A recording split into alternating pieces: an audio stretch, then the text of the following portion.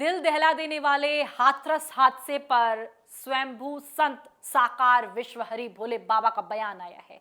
बाबा ने कहा है कि उन्होंने इस मामले में आगे की कानूनी कार्रवाई के लिए एपी सिंह को अपना वकील नियुक्त कर लिया है। नमस्कार, मैं हूं आपके साथ स्वाति सिंह और आप देख रहे हैं इन खबर। अभी तक एपी सिंह, जो कि सुप्रीम कोर्ट के वकील हैं, उनकी ओर से फिलहाल इस स्टेटमेंट को लेकर जो बाबा की तरफ से आया है, कोई भी प्रतिक्रिया नहीं आई है। जैसे कि इन दिनों उत्तर प्रदेश का हाथरस जिला सुर्खियों में लगातार बना हुआ है।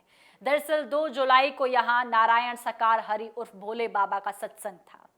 इस सत्संग के खत्म होने पर बाबा के जाने के बाद यहाँ भगदड़ मची, जिसमें 121 लोगों ने अपनी जान गंवा दी। अब इस हादसे के बाद से नारायण साकार हरि उर्फ भोले बाबा चर्चा में लगातार बने हुए हैं। भोले बाबा के साथ अब सुप्रीम कोर्ट के वकील अजय प्रकाश सिंह उर्फ एपी सिंह की भी खूब चर्चा हो रही है। बता दें, बहुत से लोग जानना चाहते हैं कि आखिरकार ये एपी सिंह कौन है। तो आपको बता दें, एपी सिंह अब कोर्ट में भोले बाबा की पैरवी करेंगे, जिनका नाम सुर्खियों में है।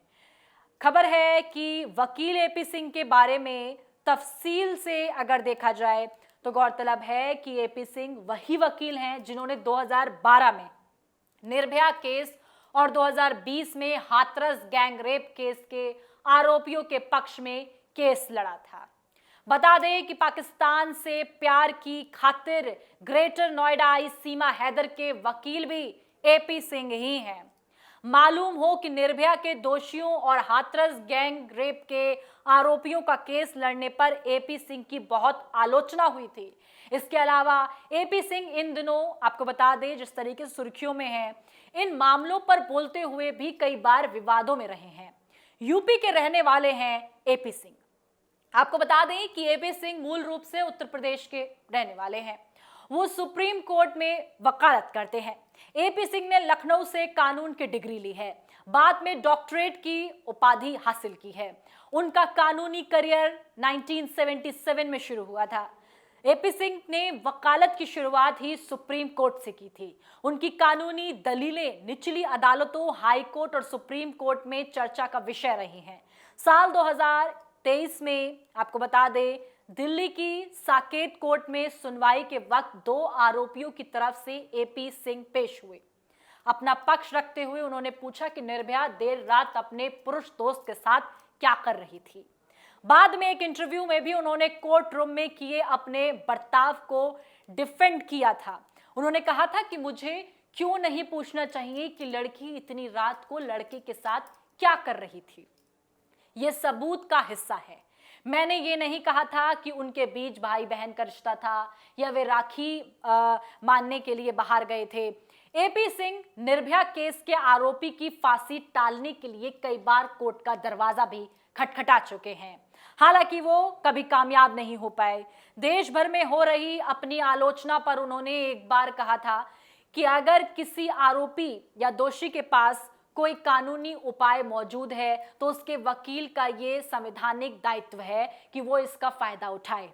हाथरस गैंगरेप केस में आरोपियों की तरफ से पेश हुए थे एपी सिंह। हाथरस गैंगरेप मामले में अखिल भारतीय क्षेत्रीय महासभा ने एपी सिंह को आरोपियों की पैरवी के लिए चुना था। अखिल भारतीय क्षेत्रीय महासभा के राष्ट्रीय उपाध्यक्ष और पूर्व केंद्रीय मंत्री राजा मानवेंद्र सिंह ने इसे लेकर एक प्रेस रिलीज भी जारी किया था। इसमें उन्होंने बताया था कि एपी सिंह से हाथरस मामले में आरोपियों की पैरवी करने के लिए कहा गया है।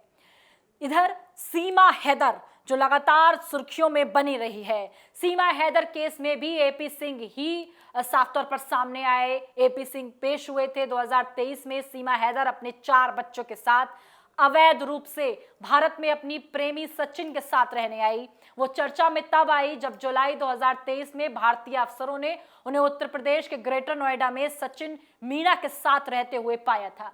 उस समय एपी सिंह भारत में सीमा हैदर और सचिन मीणा के वकील बने। एपी सिंह ने सीमा हैदर से उनके प्रेमी सचिन मीणा के ग्रेटर नोएडा के घर पर मुलाकात की थी। साथ ही राष्ट्रपति से सीमा को भारतीय नागरिकता देने की अपील भी की थी। तो ये है एपी सिंह, जिनके बारे में लगातार चर्चा बनी हुई है। निर्भया केस से लेके हाथरस के बाद सीमा हैदर और सीमा हैदर के बाद एक बार फिर बाबा का केस लड़ने के लिए भी एपी सिंह तैयार है। ऐसे में एपी सिंह को लेकर आप क्या कहना चाहेंगे? क्या एपी सिंह सिर्फ वकील होने का फर्ज निभाते हैं? क्या एपी सिंह सिर्फ सवाल करते हैं?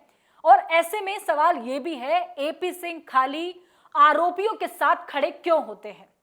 इस बार भी ये जो बाबा की कथा हुई है, ये सत्संग हुआ है, ये भोले बाबा के सत्संग में जो दुर्घटना हुई है, जितने लोगों के साथ साफ तौर पर परिवार उजड़ गए हैं, ऐसे में एपी सिंह एक बार फिर सुर्खियों में बने हुए हैं। और एपी सिंह दावा कर रहे हैं कि वो, हालांकि एपी सिंह की तरफ से कोई प्रतिक्रिया नहीं आई है, लेकिन बाबा की तरफ से स्टेटमेंट आ गया है कि एपी सिंह उनका केस लड़ेंगे। इस पर आप क्या कहना चाहेंगे? कमेंट बॉक्स में जरूर बताएं। बिकले मेरे साथ बस इतना ही। देखते रहें इन खबर। धन्यवाद।